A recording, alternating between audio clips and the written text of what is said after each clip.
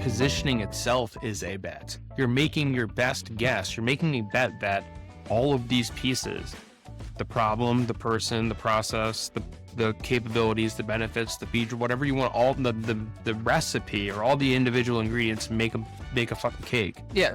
Not that and it's not going to taste like shit. That's the whole thing. Right. That there is no one recipe to positioning. No, I think they're just saying the ingredients are problem. Right. People who have problems, how you solve problems, reasons people, like all of the things that I call framing or like the scaffolding of it, however they describe it. But their position on positioning is that doing the work is a bet. Right. Right. Like you're going to launch it into the market. You're going to go, this is our best guess. Right. It's a gamble. You're saying, is this going to work? I hope so. Mm-hmm. We have a lot of evidence to suggest it will. Will it work? But then you have to define when is work. When, like, what does it working mean? It working could mean tomorrow people start buying from you. It could mean 10 years later, a pandemic happens and video conferencing becomes a huge thing and Zoom explodes from, oh, that's a thing that marketers use in remote work environments to every person on the planet uses video conferencing and knows about Zoom. Like, so that positioning took years to pay off. Right. Yeah. I don't think solopreneurs talk about this enough or think about it enough. Most businesses get their positioning wrong for a long time before it's like quote unquote right. I think it will never be right. Right. But solopreneurs seem to have this strange perception that once they figure out their offer and they start talking about it, things should just fall into place and that it's perfect and you don't edit it later. What's up with that? Is it because it's just us and we look at ourselves differently than as if we were in a business? So it feels like the stakes are higher, it's more personal, or there's ego involved? I think it's all of those things, but more so it's like this public declaration that I was wrong. And that's harder to say as an individual than as a business. Because you can't disperse blame across a team of marketers. Right. Or across to your leadership team that didn't get it. You have to just silently shift what you're doing. Well, people feel weird about that. But that's the thing. That's the wrong way to think about it, is the silent shift. Mm-hmm. Like, the worst thing you can do is silently shift. The best thing you can do is be like, I'm a fucking human and I made a mistake. Mm-hmm. Okay, so this brings us to the whole reason we want to talk about this concept of good enough versus perfect is because a friend of the pod, friend of yours, he's not my friend yet, Louis Grenier, he wrote a book on positioning called Stand the Fuck Out. Yep. He wrote the book on positioning. And he just sent an email the other day saying, I positioned my certification program incorrectly. Yeah, I want to pull it up because I love the way that he... One, it's just a masterclass in just like owning the process. Yep. And it's not like he was like, it's not like, oh, my process doesn't work. It's just like, this is the process. Yep. You make a series of bets. So one of the things that he said in the email was like, I think how did he articulate the original problem or like the goal? People want to become more credible, or marketers or marketing business owners want to become more credible. Mm-hmm. That was the thing. That was like the job to be done. Mm-hmm. And turns out credibility was never a problem at all for them. The thing that they really wanted was to fix their positioning. Yep. And so he created this whole thing around, you're going to take this class. I'm going to give you a certification badge thing, story brand. And then everyone's going to be super jazzed and happy. And then they're going to be able to get more business because they have the Stand the Fuck Out badge. It turns out people don't really care about a badge. No, not at all. He finally talked to them, which is what he says to do in the book. It's so hard to follow your own advice, even if you write the book on it. For sure. And he uncovered that they felt like, 1, I don't need a certification to find clients. 2, I've been in marketing for years. I don't need a badge to prove I know my stuff. So actually the badge is like embarrassing. The badge is the most irrelevant factor of all of it. And he put the most weight on the badge. Yep. And then the third one was, I'm not looking for a piece of paper. I'm looking for actual result. Yeah. So this is a mismatch too between like the promise and the person. So if he was going for your first year marketers, like the same way that HubSpot goes after entry level marketers with their academy certifications, so you can collect them all like Pokemon cards, get all these free certifications, put them on your LinkedIn, and it's like, hey, look how hard I tried.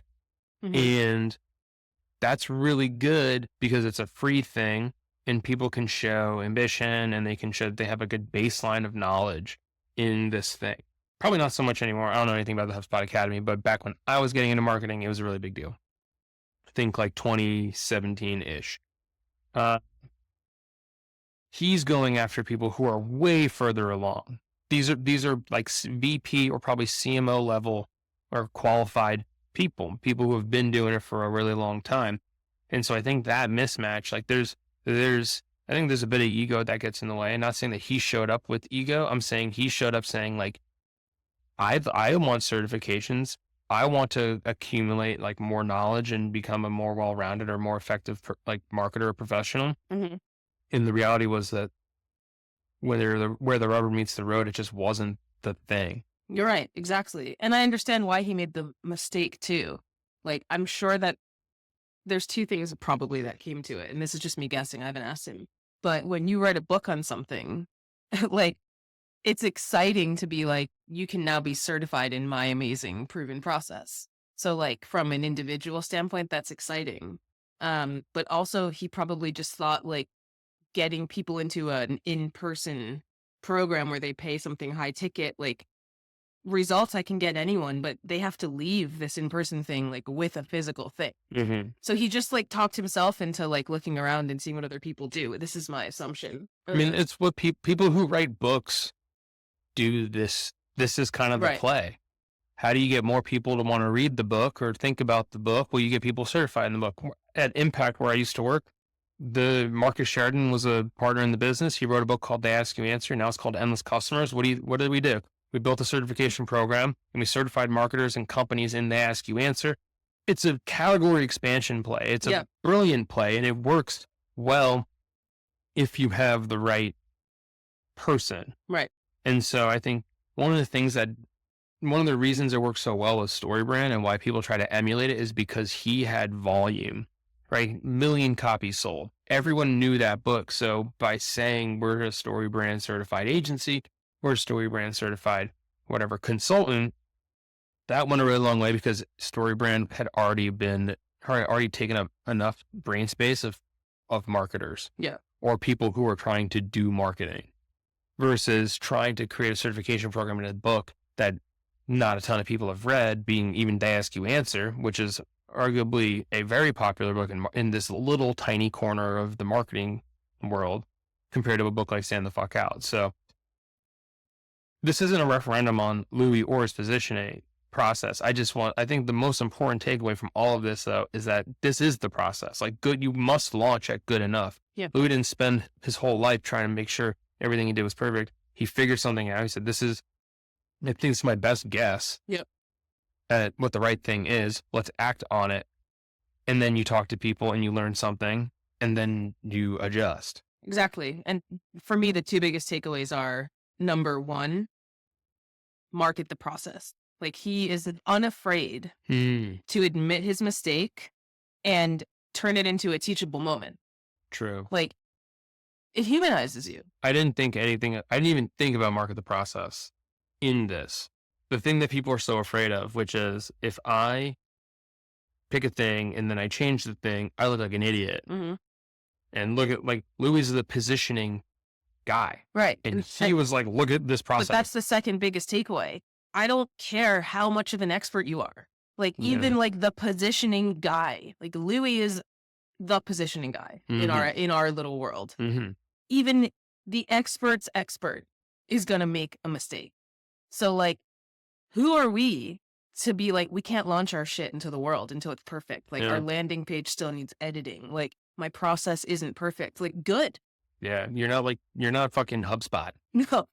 Like HubSpot is going to have a lot harder of a time backtracking or shifting their point of view on something because they're HubSpot. But that's... Peter's listening. I'm sure Peter's listening. Hi, Peter. Hi, Peter. Peter has this great analogy where he's like, I left Harvard when he was working at Harvard doing something with their finance. Peter's done Some smart bunch of guy stuff. smart guy shit. And he's like, I left it because ultimately I was tired of working on a cruise ship and I wanted to work on a speed.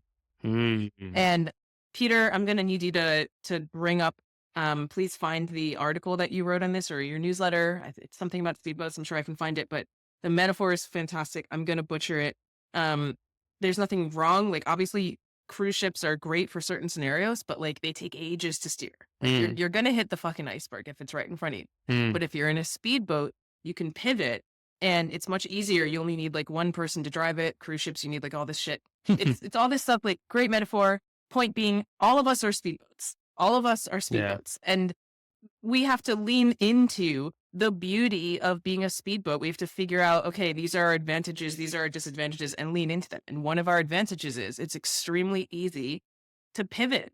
And also, nobody cares. Literally nobody cares. Like, nobody cares. Literally nobody cares at all. That's the big thing. I like the speedboat analogy because the biggest reason I stopped working with agencies as clients was because of that cruise ship mentality. Like, it was the bureaucracy. Yeah, the bureaucracy. There's just like so much involved in trying to make any sort of impact or change inside of these businesses.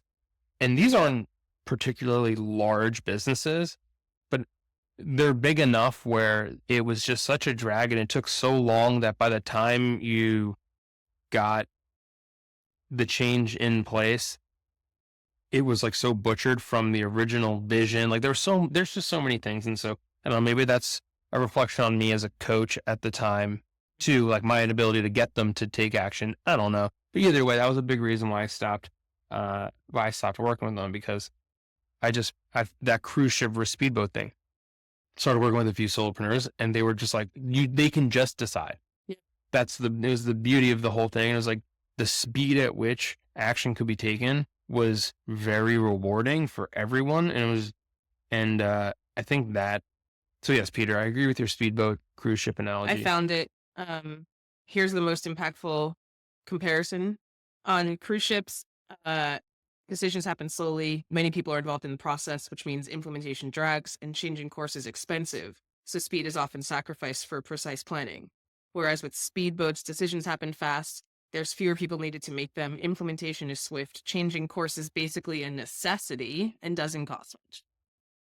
Like, there you go. There you go. It's a great newsletter. I may or may not have helped him write it. But like, you are a small one-person business. You are a speedboat. Mm-hmm. You have to gotta act like it. You gotta act like it. Like, you have to. And I know it's hard because a lot of the people in full stack, or just generally solopreneurs, come from these bigger companies. That's the background. So they're used to, like, they have the same mentality, and it's such a mindset shift. Like, you are a speedboat. You are no longer a cruise ship. Do the thing, get it out there, pivot, admit your mistakes, like, drop your ego. Yeah. I think I haven't talked about this in a while, but I used to talk about it a lot more, which was this whole employee mindset thing. Yeah. A big reason that people in our space drag their feet is because they feel like they're waiting for someone, or they don't necessarily make this conscious decision, but there is something that is waiting. They're waiting to get permission to just decide. That's true. And because they're so used to just being an employee, and this isn't a bad thing. It's just the objective reality for a lot of people. And so once you rewire that and you're like, no, like, you own this place. You can do whatever you want. There are no rules. Yeah. All of a sudden it unlocks so many opportunities where they're like, oh, and then you kind of run the risk of over rotating and making too many decisions too fast. So, I mean, that's a skill within itself. Yeah. Like learning when to act and when not to, like kind of when to stay and when to go. But I think getting out of the employee mindset is a huge reason why so many people take longer than they'd like to reach whatever level of success that they're trying to achieve. That's a good pivot into something else I feel like we wanted to talk about, or we've been talking about this week, which is the fact that people who go out to work on their own, whether they were laid off or they wanted to, are really fucking good at their thing, Mm. but they have actually no idea how to run a business. And that's Yeah. part of what I think makes people pause and hedge and worry is like in the back of their mind, they don't even trust that they know what the hell they're doing unless they're in that moment of that superpower and zone of genius. And that's where they get their validation and that's where things are going well. But then take yourself out of that work and you're like frozen. Mm. Yeah. I mean, when you're good at doing marketing and then one day you're like accounting, bookkeeping, healthcare, like all this other bullshit that's basically ends up accounting for like, I don't know, 25 to 40% of my life, depending on the week or the time of year. Like right now it's tax season and it's a freaking nightmare. And it's not, and I don't have, all I have to do is upload documents and I still hate doing it Yeah. because it takes more time where I'm not doing fun things like this. Mm-hmm. But that part it just takes up a lot of brain space Yeah. and it's a super frustrating part of the process. But one of the things that even so, all right, let's just put that aside and not even consider that in this conversation. The part about running the business that I think is the hardest part based on everyone that I've ever worked with would be the concept of like operational load. How do you assemble a client portfolio that allows you to like the flexibility and freedom you want in your life, the type of work things that you want to do, but also allows you to reach your earning potential. Right. So sometimes people will be like, okay, yeah, I'm gonna make up a number and say, I'm gonna charge $1,000 a month. And so I'm gonna start closing clients, and they start closing a bunch of clients. And then I had one client who is a private coaching client, and she's like, Nick, I'm dying over here. I'm like, you're working way too fucking hard for $8,000. Yeah. Like you should not be working this hard for $8,000. You should be working this hard for 20 grand Mhm. minimum. Like she's like, I'm working like 50 hours a week. Like it's crazy how much I have to do. And yet I'm like, so the math doesn't math in terms of what you're charging and how many clients you need to kind of hit that goal to feel like you're being compensated correctly for the value that you're creating, but also like the effort and the energy. Like if it's super easy for you to manage, I think there was a point in my process where I had 12 clients and I was charging between like $1,000 and $1,500 a month. And yes, it's a lot of meetings and it was a lot of work, but I was in a spot where I was heavily productizing my product. So it didn't really take a ton of like mental load Yeah. to do that work. It was a lot of work and it was a lot of hours on Zoom and doing all the thing, but the mental load wasn't there, and that's what made it doable.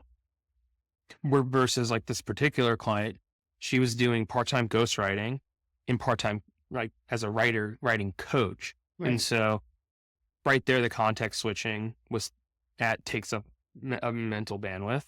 Mhm. And then trying to ramp and productize kind of the coaching offer because it was newer. And then the ghostwriting offer, which is always new because it's like, you're not writing the same exact email every week. Yep. So there's a whole bunch of, there's a bunch of nuance in there, but basically it's like, well, how do you design a client portfolio or an operational load that allows you to achieve the thing that you want? And that's a part of the business element of this work that I didn't put any like thought to until I got into it and realized like, oh, I fucked up. Yeah.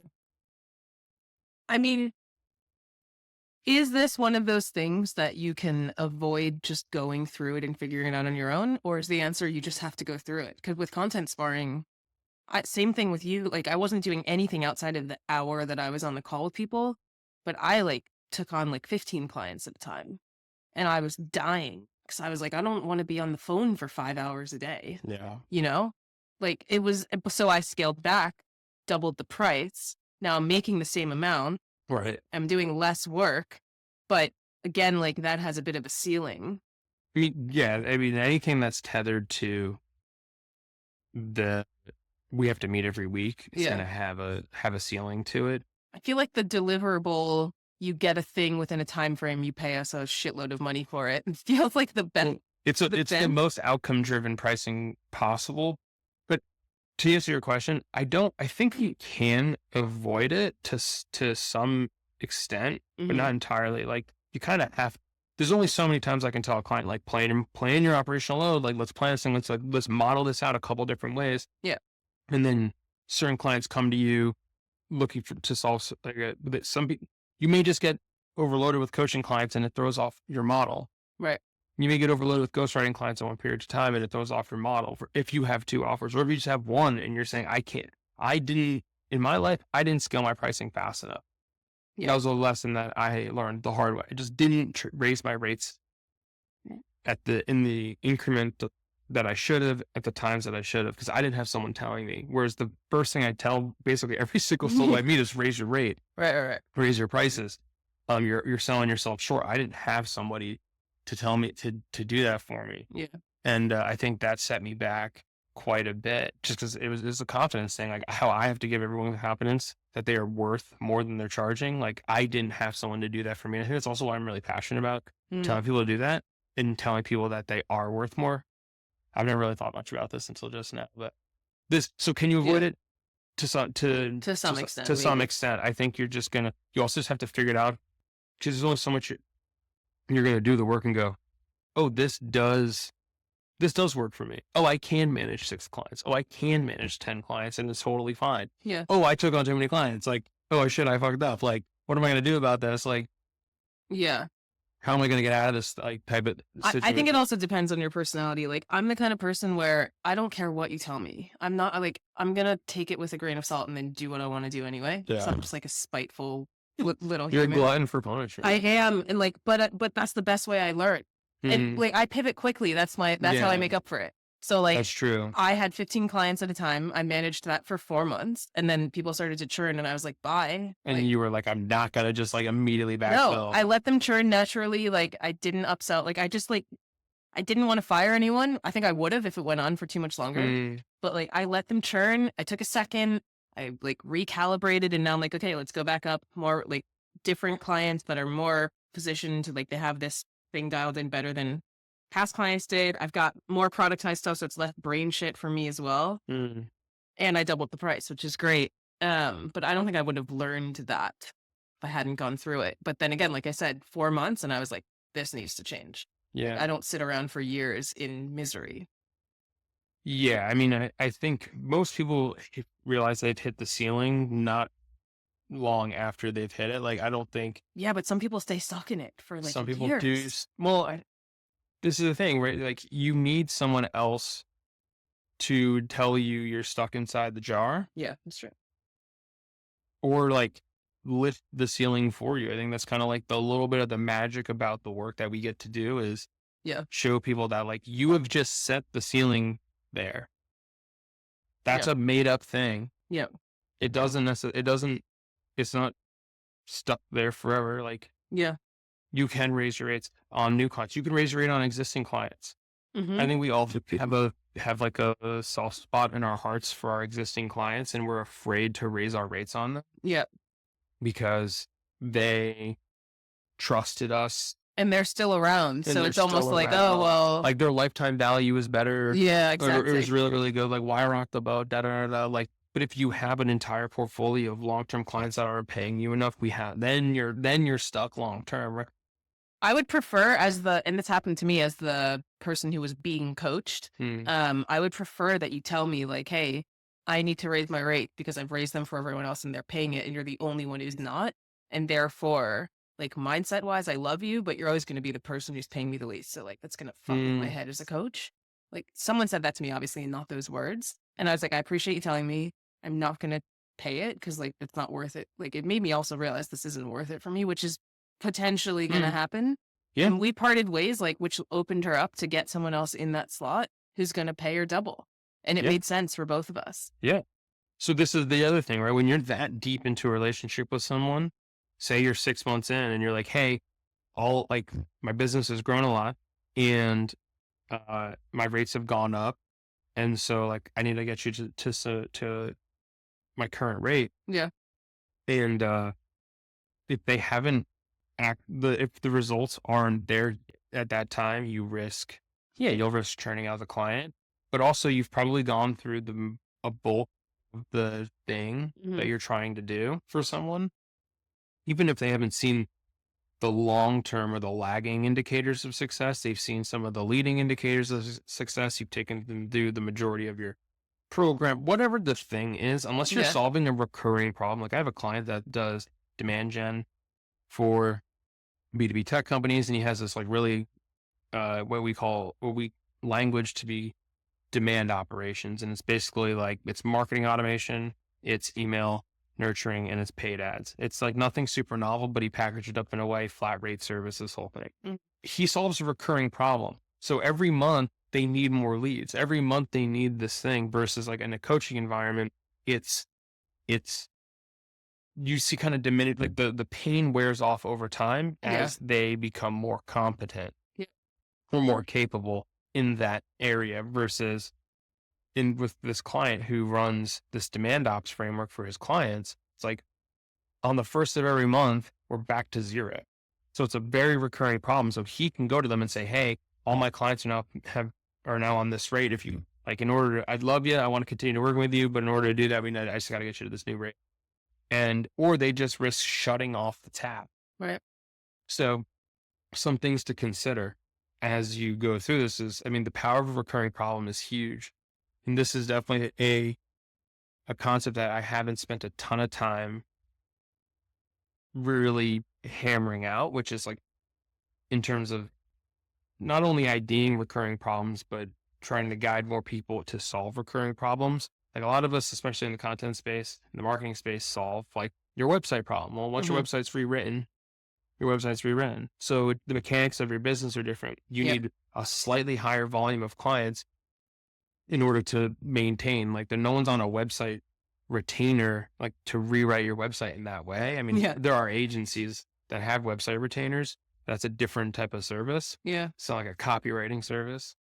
And this isn't a slight at website people. Like, this is just the nature of the mechanics of that business I mean, versus Fletch is making so much money and they're Fletch basically website people because they productized the but website. Like, so their there's way, funnel accounts for it. And when I yeah. interviewed Anthony, we had this exact conversation. It's like they built the marketing system to account for the mechanics of their client portfolio and the rate at which clients rotate in and out. Yep. It takes 2 to 3 weeks to do a program to write a homepage for someone, for a tech company. And they charge $10,000 for that page. Yep. They know that they can do 15 a month. Mm-hmm. There's a million startups, whatever, tech companies that Yep. are potential customers of theirs. So they've built a system that allows them to create enough content to reach enough people to convert enough, to have enough calls. Their system is so heavily dialed in Yeah. versus so they can account for the volume, Do we talk enough about accounting for the market? the size of the market. Yeah. I wonder sometimes because I like not every offer is created equal. Go on. Like it's like what we were talking about with a shared client yesterday who I'll keep anonymous, but like on LinkedIn especially, like you were saying, we have access, we've way more access than you because our market is solopreneurs. Like Right. you're talking to fucking like HR, VPs of HR at huge retail companies. Right. It's completely different, but like we need that access more than you do. Right. Because her clients are paying $50,000 a month basically on retainer Right.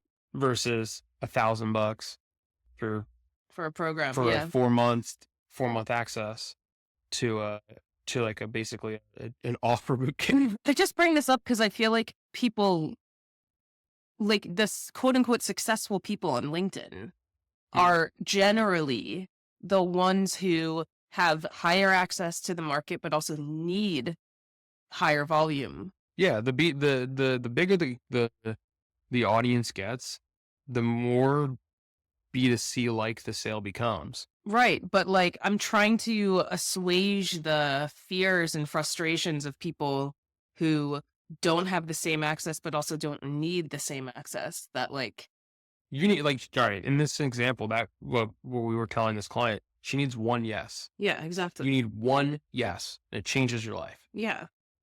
So like, I just think the way that your content quote unquote performs, you cannot look at other people and be like, it's performing worse or better. Like it's all relative.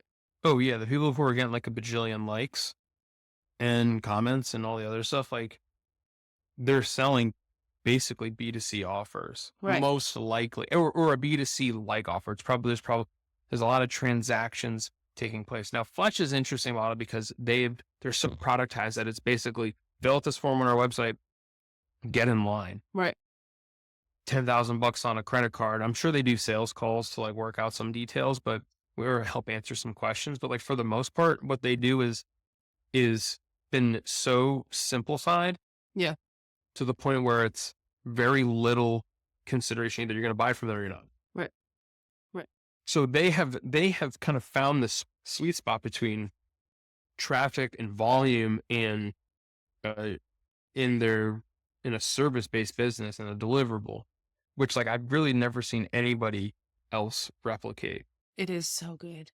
I know I'm like, Did I tell you I had a call with Rob from Fletch? No, I've never met Rob. I met Anthony. He's nice. He's a cool guy. He seemed like a nice guy. I don't know how he found me, but I would imagine LinkedIn. Well, yeah, LinkedIn, but I don't, anyway, they were looking for someone who I'm completely the wrong person. And I told him that. And like at the beginning of the call, and we moved on. I took the call because I wanted to meet him, but they're looking to take all the content they've written and like they're starting a private podcast and they want to repurpose it for newsletters, all this stuff. So I was like, that's not me.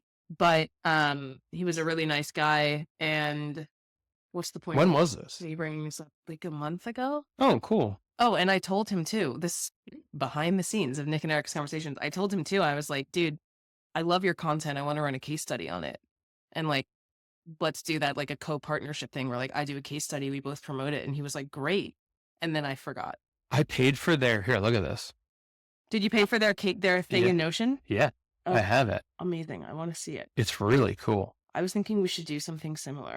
Here it is. It's really cool. I mean, they basically put all of their LinkedIn posts and tagged it all. Yeah, that's what I want. I really want to do that. It's really smart. It's really, really cool. And their stuff is so heavy on the graphics, which it makes it easy to do. And they update it all the time. And look at this one. This one was posted January 13th of 2025. So they're updating it constantly. But yeah, I mean, it's a really, really interesting thing. So every time I use it, and this is PMM best practices. Mm-hmm. But when you click on the positioning or differentiation tab, it gives you some inspiration, even if it is a tech company. It's like, what does Gong versus Fathom, Adobe versus Figma, like it gives you some very obvious examples that you can extrapolate into our own world. So I love what they did here. Curious. I think it's great. But yeah, I mean, I've never met Rob. He seems like another one of the nicest dudes on the planet. Yeah. Anthony's absolutely hilarious. I'd call it, he's like the stand-up comedian of B2B marketing. It's so cool. Rob did not have that vibe. Rob had the more serious kind of vibe. I could see that. Yeah. I can see that. But yeah, I mean, I think Anthony says that Rob is the product marketing brains of the operation in that way. And Anthony's like absorbed a lot of that, having worked so closely with him over the years. What's Anthony's superpower? I think content. Like I think he was kind of the content thing. You're Rob and I'm Anthony. I mean, I am objectively better at content. No, I was going to say the stand-up comedian of our relationship. Oh, of solopreneurs. This is true. You are the stand-up comedian of solopreneurship. And there are too many parallels here. So what did someone say to me the other day? You spending time. Oh, hi, Peter. Hi, Peter. You spending time with Nick has been good for the way that you think. I think Peter told me. And I was like, I agree. Nick's a fucking genius. And I'm glad that I think. Wow. That makes me feel. I think your writing has gotten better because of me. I think it has gotten better. I think it took a lot of the guardrails off. I felt very like, I told myself a story that it had to be a certain way. Mm-hmm. And then, it does, yeah. And then it was just kind of like, you're like, nah, just do whatever the hell you want. No. There are no rules. Yeah. Like there are some like play the game. Like, you if you want to win, you have to play. Right. That's part of it. But it's also like, you don't have to play the way that you told yourself you do. Like it doesn't look a certain way. Here's a really great example. Sarah Brooks. Yesterday, Sarah Brooks made a great post on LinkedIn, and she basically was like, I had a thing and I don't give a shit about this thing anymore. And I'm Yeah. gonna post a different thing. And Mhm. here's the thing I thought. And like Exactly. it basically like that's my interpretation of what she wrote. It was great though, and she in the post did like exceptionally well. And she was like, "Whoa! Like I've met a bunch of really great people. Mhm. I learned a whole ton of different stuff." And it's like, oh, well, that just goes to show you like play your own game. And I think I left that comment on her post about it today. She was like, "Holy shit! I did something different. Um, I did something different." Yeah. Yeah, I'm gonna read it because it was great. She says, "I noticed how many times I scrapped my planned post because I had something more organic to say, and it outperformed on like the surface level, but also on the deeper level, new friends, like meeting new people, Mhm. and in expanding your ability to create This is business opportunities." And this I is said to her, what'd you say? I got to pull my comments up because I just like the way I wrote it. When you stop playing their game and start playing your own. Yeah, exactly. And this is why I always tell people, yes, scheduling content or planning content, if that's how your brain works, mine doesn't work that way, but if that's how it works, great. But it's the same advice for B2B marketing companies. Like always leave room open in your content plan because these companies usually plan like quarterly stuff at least. Mm, Always leave room open for intuition posts where you're just like, I feel like I really want to say this thing at this moment, and trend posts. Like those are two things that are going to just come top of mind from the moment, and you should let those out. Like the problem with content plans and being so rigid about it is you leave absolutely no room for intuition, which I believe belongs in every strategy. okay, so my intuition is don't. That's temptation. Like I don't touch any of that shit I know you ever. I know you know. don't. You've told me this all the time. You tell me this basically every day. I leave no room in my content quote air quotes plan. In my the lack of a plan, like my content whims. I leave no room in there for that because I feel like those things are a distraction. Like I don't want to get sucked into all this. Like I find myself. I'll give you a really easy one. Mhm. Everyone talks about how something was written by AI and they pick the dumbest things in the entire world. This has a point. Why would you bring this up? Trust me. Like my This has a trigger point. point I right know, now. but this has a point All right. that's related to this thing. Okay. They make up the dumbest shit. Yeah. They say M dashes. I saw one recently that was called asking questions is how you know AI wrote it. Yeah. And Yeah. all of these things are false. Yep. Yep. The only one that is objectively true is when the first sentence of a LinkedIn post is in title case and not sentence case. Because no normal fucking person on the planet writes anything in title case. Every single person who writes things writes it as a sentence. Are you aware, though, that if you wrote this on LinkedIn, you'd get at least 500 likes? Let's test it. But here's the thing. So here's the point. I don't want to do that because that pushes me in the wrong direction. Like, Okay. I feel as if, Let me play devil's advocate. please do. I need you to not convince the unwilling. I want you to educate me. You jumping in on something that everyone's talking about already, tell me where the harm in that is. I don't think that there's harm. I think it's pointless. Okay. What if I were to It tell doesn't you? serve me. It doesn't help make the problem highly visible. Maybe I'm too analytical about this, but there's nothing that helps solopreneurs succeed by me telling them, stop writing your bullshit. I agree with you, but do you know what else helps solopreneurs succeed? AI. It's not. Good, cool. Them knowing that you as a person exist. And how do you get more people to know that you exist? By hopping in on dumbass trends that don't matter and appearing in everyone's newsfeed, them clicking on your feed and going, oh, who's this guy? And I will use an example. That stupid post I wrote on Twitter in 2022. The one that I talked about on Devin Reed's podcast, where it was like, skip college, quit your 9 to 5. Oh, yeah. That stupid fucking post that got like over 1 million impressions. I was convinced that that was a bad thing. I gained 10,000 followers on Twitter overnight. It was like ridiculous. And I was like, uh-oh, I've now fucked up my brand. Like, I'm not going to have my perfect engagement anymore. I've got a bunch of idiots following me. Like, turns out, like at least 5 out of 40, it's not a huge percentage, but at least 5 out of 40 people that joined the next cohort that I did told me that they found me because of that post. And then they went down the rabbit hole of me and the things that I care. So I'm just saying, like, you don't want to do it all the time, but people need to know that you exist in the first place in order to understand that you have a problem, that you can articulate a problem for them very well, that they either know they have or didn't know they have. Okay.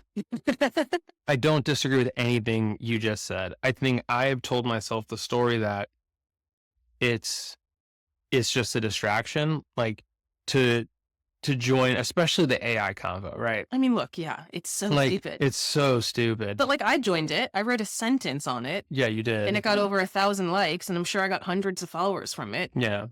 Are they going to buy from me that day? No. But are those people going to buy from me in 6 months? Maybe. No. This is fair. This is a fair assessment. I think the more that I trend into, so here's the other thing, right?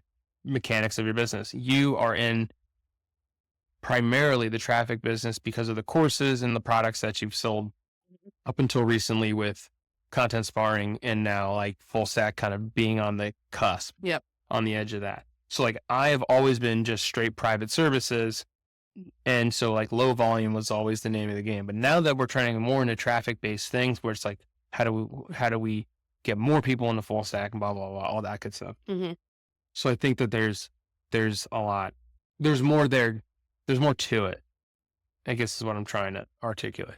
Yeah. I agree. I just think I like the way that Jay Klaus puts it, and I can't remember how I'm going to have to look at it. Something about like attention is not the goal, obviously, but you need attention in the first place in order to turn that attention into something. Yeah, I think I've read I really like the way he phrases it. I read that post or that newsletter. Yeah. I know what you're referring to. I can't recall exactly how he said it, but I agree. I agree with the sentiment. But like, he's in the traffic business as well. Yeah. I mean, this is what's so wonderful about building these kinds of businesses is like there's an unlimited combination, and I don't think anyone is right. Actually, I think the one that's right is the Fletch model. I can't get it out of my head. Fletch is perfect. But the Fletch model is just perfect. And like, I'm still sitting here scratching my head on how to deploy that inside of my own business. But I will do that until you'll hear about it until I figure it out. Yeah. Anyway, here's the point. Like there's a variety of ways to go about it. And I think Jay Klaus is right in that it's not that you're looking for attention. Here's how he phrases it, because this isn't fucking loading. It's that you need a return on that attention. So he claims to measure the return on attention. And when you think about it like that, it's like, I'm not just writing this stupid post about trends on LinkedIn or AI bullshit for the attention. I'm trying to funnel attention into my world and then get a return on that attention. Okay. So my final hang up on this, the mental hurdle that I have not even attempted to clear is because there's one hill there's very few hills I'm willing to die on. This is one of them. Personal branding is the worst advice in business. Build a personal brand is the absolute worst advice in business, period.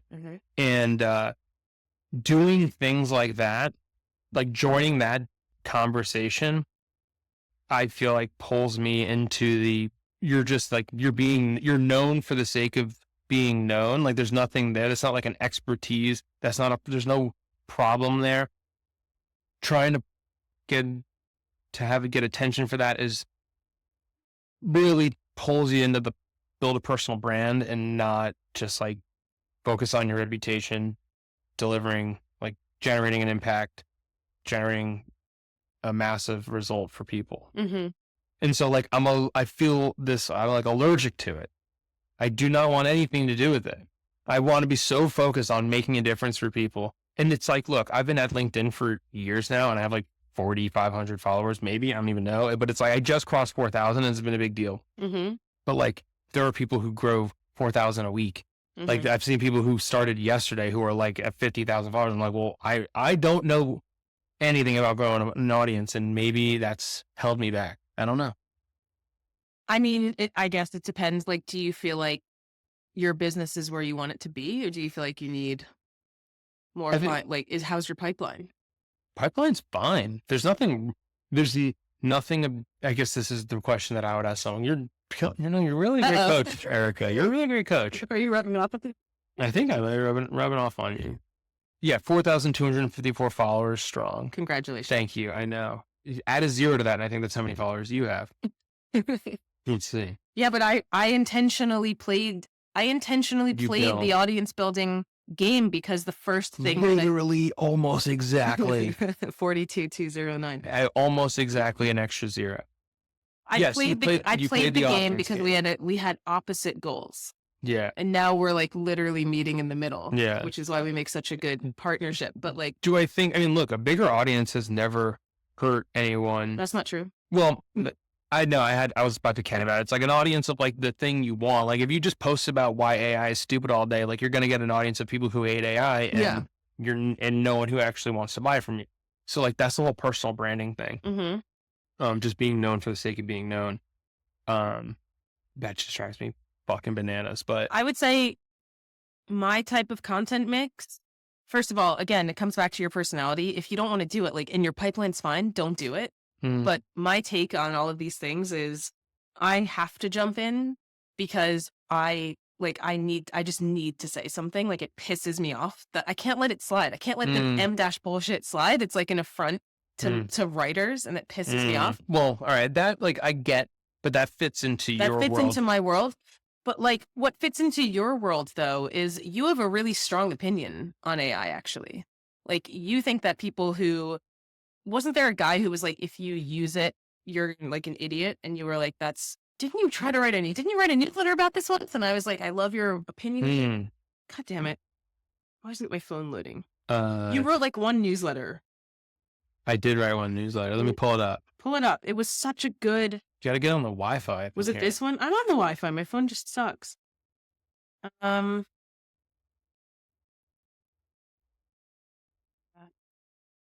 Solos. It wasn't this one. I can't remember what you said, but it was like a really strong opinion. I have it saved in my notes from when we were like trading services. Let's see. I'm trying to find it right now. Nick. Projects, newsletter.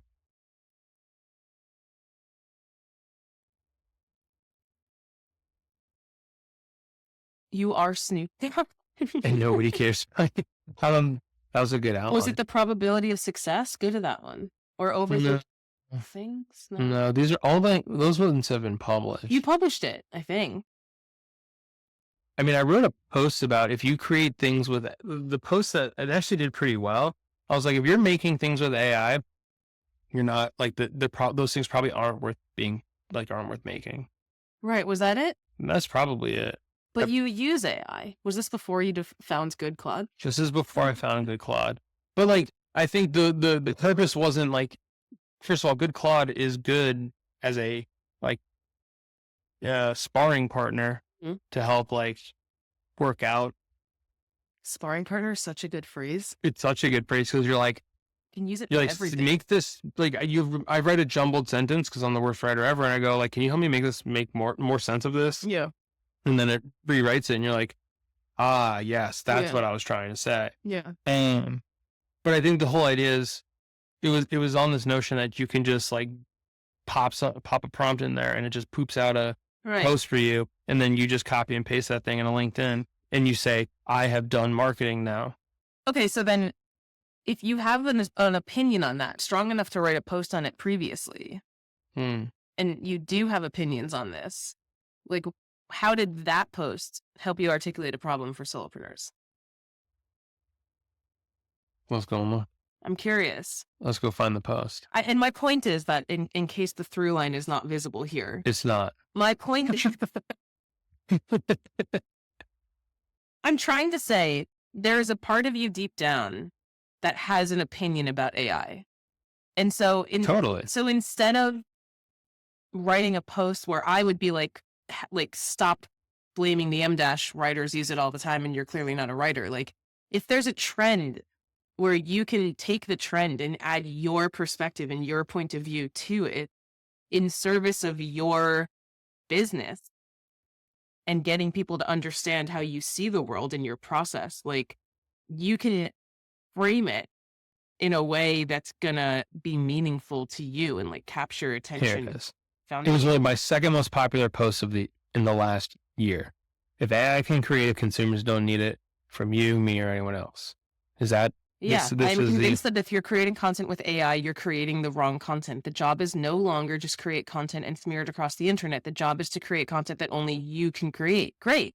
So if I were you, I would lean into this opinion and be like, this fight over M dashes and like how you can tell if a post is AI or whatever, like, is stupid. is the wrong fight. It's the wrong fight. Mm. And then you bring it back to your perspective about how, like, they're like, it doesn't actually matter how you create it. Like, are you adding noise or are you adding value? That's the only question that matters. Mm. And that's your opinion. True. And then you get people into your world who agree with your opinion or feel some type of way about that opinion. And then they know you. And then how do you get a return on that attention? I think you thought a lot harder about how to create a through line between these shower thoughts and making the business go. All shower thoughts can be related to business. Well, I just, If you aren't thinking I about think- your business in the shower, no, are I you a solopreneur? am. Yeah, this is true. I am thinking about my business in the shower. No, okay, don't tell me that I'm not. The thing for me is like, I was just very surface level. I'm like, this isn't about how, this isn't going to help solopreneurs create an offer. But in reality, it's like, But you posted this. I know I did post this. Why did you post this? Well, I guess I was pissed off about the wrong conversation. Exactly. I was pissed And off look, that. 5,049 impressions, I know. right? So like, I bet you that you got more people in your world because of this. And I bet you've gotten a return on that attention. Probably. I don't know. I'm going to just keep hammering on this until you start to play a little bit more of the attention I guess game. I don't really play like the popular topic game, but You're the first person to be like, it's a game, play it. But This here is- you are, like, not fully playing the game, in my opinion. Nick Bennett. ooh, yeah. No, sometimes, hey, look, someone has to show me the mirror. That's cool. I appreciate that. Let's try it. I'm open to, I'm not like sitting here saying, never do this. It's just hard for me to want How's to your care, post going care today? enough. It's hard for me to care that much Yeah, I know. about wanting to do a thing. To insert myself in this conversation, but I think the takeaway for me on this one is like I'm gonna call this like the Sarah Brooks method, which is sometimes just scrap the thing for a different thing, because who gives, like, it, like, play your own game. And okay, so actually I thought about this last night, Okay. and this is In the shower? yes, of course, this is where all I thinking don't know takes where place. Riverside went. Whatever. This is where all good thinking takes place. Okay, here's the idea. Okay. And I'll preface this by saying we are diversifying our marketing mix. LinkedIn is a place, and up until now, it has basically been the source of like 100% of all business. Like, LinkedIn to email to. I'm just saying in general, like, Yeah. LinkedIn is the top, can function as the top, middle, and bottom of funnel. It has for me for the majority, almost all of my business. Yeah. In that, no, granted, look, there's a lot of word of mouth in there. The podcast, like my primary podcast, plays a big role. There's a lot of relationships that are being built on the side, but like LinkedIn is kind of the nucleus of all of that. It's where like all the energy comes from. Yep. And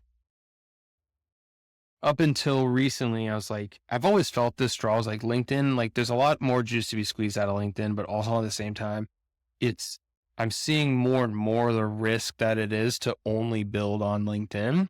Yeah. versus building other places. Like that was a big reason why I started the podcast. And it's a big reason why you have your newsletter. So there's a lot of things that we've been trying to capture a lot of leads, with the full stack roadmap, email course, all that good stuff. And and we're going to be migrating the show and creating a Substack for full stack solopreneurs. So it'll be a combination of this show, which will be a mixture of like publicly available and private to the community episodes.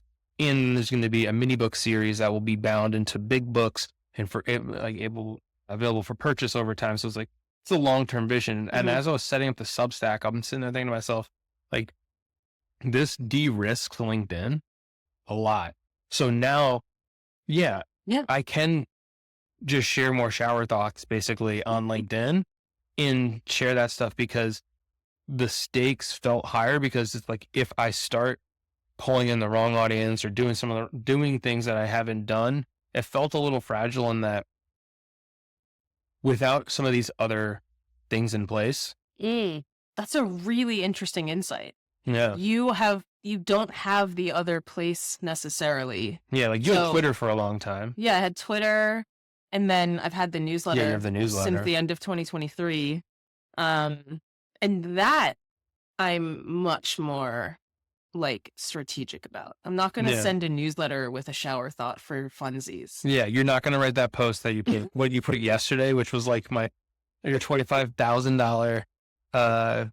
No, that's a social media post. That's a stupid post. I'm not going to email you that. I'm not going to like harm your precious inbox with my joke. Yeah, I'm not going to put it. I might like put it, but like I might like link to it in my newsletter, like, because P.S. Here's something stupid. Yeah, like I do that all the time, but like I'm not. And so you're thinking, it's so interesting. You're thinking about LinkedIn the way that I think about my newsletter. Because it is that for me. All right. I mean, because I don't have the direct line of communication. The communication is different on the podcast too, because it's much more anonymous. Like there's a bunch of people who listen to the show, don't know who they are. Right. I don't have a list of people. I hope I have created enough motivation to continue to listen. Right. Every time I hit publish on that show. So I don't really have that. And I think getting the Substack set up felt like that's kind of like the place of where the more serious business will take place, because they're on the cusp of being like I'm going to consider it's a publication, in that each thing that we publish will be like a chapter of a book. It's not that it's going to be like void of personality and fun, but it's going to be where the more complete thoughts live. Yeah. Versus LinkedIn gets to be more of a playground, and I get to like re-swizzle which place occupies which role in my life. It's so interesting, because I've always treated LinkedIn like a playground. Yeah, I mean, but LinkedIn, this is really interesting, because you didn't need LinkedIn for business. Like I didn't for the first, but now. I mean, but you have all these other things. I mean, all right, whatever. The 20,000 people you left behind on Twitter, like whatever. Dude, like, my audience is 50,000 on Twitter. I mean, and I just, I feel like there's a lot of untapped potential there. I mean, all of the people's can't go on that platform. I mean, the feelings and all the other stuff aside, like if to just take a pure objective approach to like opportunity to make money. Like I checked my Twitter DMs the other day, and it was basically like 500 people being like, hey, I saw that you are on Twitter. Do you want a business thing? Like, do you want me to send you this? I know. That's the other reason why I left. I mean, Twitter. it's and just LinkedIn's becoming just as bad. The spam in my DMs. Oh yeah, I mean, it's disaster. Substack feels like a safe haven, like it's like very well insulated. Like video hasn't clogged the feed in the same way. Like it's still very much like show me the things that I'm following, not so much show me the things you think I want to see, which is so right interest based versus a social graph kind of algorithm. Those types of things are still like, it feels like the internet, a couple like LinkedIn a few years ago on Substack, because you see the things from the people you follow versus things that LinkedIn wants you to see that it deems popular, blah blah, all the other like the TikTokification of social feeds hasn't quite hit Substack yet. Yeah. No, I guarantee you it's not long until it does, but at least from its ability to insulate publications and being able to distribute stuff, building a list and building affinity with readers. Like, I'm hugely inspired. Won't come to a surprise to anyone at all, but I'm hugely inspired by the Category Pirates. In their model of writing mini books, binding them into big books. They have like private stuff. Like, I've paid for their Substack. I've paid for their strategy therapy courses. I'm in their Category Design Academy. Like, I'm very much in their ecosystem and using that as inspiration, like reverse engineering. Like, okay, well, what went on there? Why does this work? Why did this work on me? What is it about the setup? And how does that team utilize Substack as a place to share some of like the most thoughtful business content on the internet that's probably 6, 12, potentially even 18 months ahead of when the rest of the world starts talking about it, versus like the way that they're using LinkedIn. Yeah. So I don't know. There's a ton to unpack there, but there's so much to unpack in this episode. De-risking LinkedIn. I still think you should start on LinkedIn, and you don't have to stress about. Yeah, for sure. I mean, that's a limiting list. belief. Oh yeah, that's a limiting belief that I have. But it's just the nature of LinkedIn will always be the best place to test ideas and get signals. Like 100%. And I do use it for that. I'm just like I'm way smaller about it. I don't reach into other things because I don't necessarily feel pulled, or I don't see the, like, up until now, this conversation, I didn't really see the connection of like, why reach into a different category or a different topic of thing. There's no need for it. Like, I have my thing. Yeah. And that has served me really well, but in a lot of ways, but it's also limited me in a lot of ways. Like, for example, my reach and my ability to build a bigger audience and all the stuff and things that we just talked about. So, well, oh my God, it's a good place to, I feel like a good place to end. There's so much in this. I know. We're going to need to do an episode that just unpacks this episode, especially the last 30 minutes. Oh my God. Okay. We need to put this transcript into Good Claude and just ask it to summarize. I feel like this needs to be part of the send. What's your... By the way, guys, this is an hour and 5 minutes, and we've covered all of these topics. Like, go to the gym or something. Yeah, you're Give going to yourself some space. Go walk the dog. Go on a walk. Yeah, you're going to want to listen to this all the way through. Yeah, go make a big dinner and have a lot of dishes to do. Yeah, exactly. And give yourself a lot of time. Fold some laundry. Yeah, dude, you give yourself some time for this one. Rock a newborn. Yeah, probably play it at like 0.5x speed because you go through so much shit. All right, well, until next time. Goodbye.